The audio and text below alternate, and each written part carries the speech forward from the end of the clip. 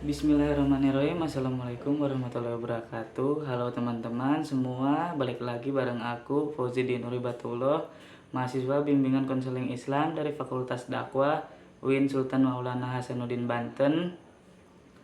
Oke teman-teman, kali ini saya mau ngajak kalian buat ngobrol santai sambil belajar bareng lagi. Topik kita kali ini masih seputar public speaking ya. Mungkin ada yang bertanya, kok bahas public speaking terus sih? Nah, menurut aku, public speaking itu penting banget.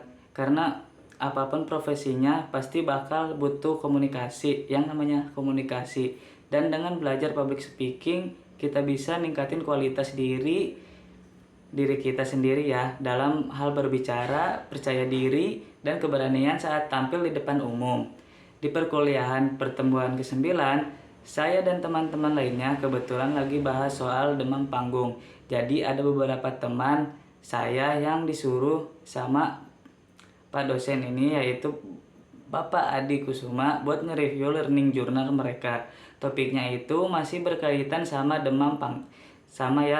yaitu demam panggung. Yang sebelumnya udah pernah dibahas minggu-minggu yang lalu.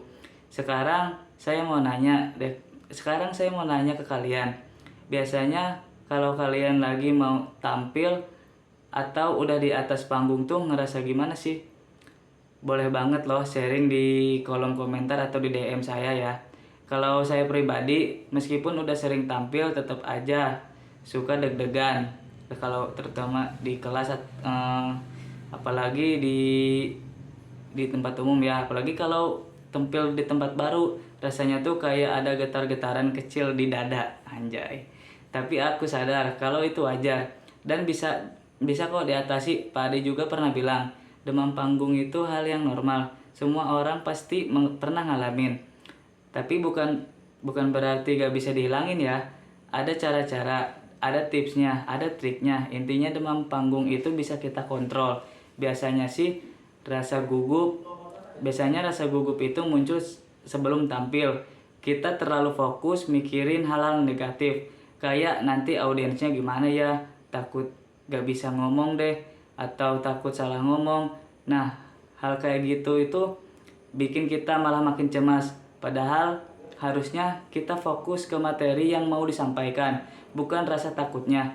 Kuncinya ada di keberanian kita. Kalau kita bisa kontrol 1-5 menit pertama pas di awal tampil, insya Allah setelah itu lebih tenang dan lancar. Gejala demam panggung tuh berbeda-beda ya.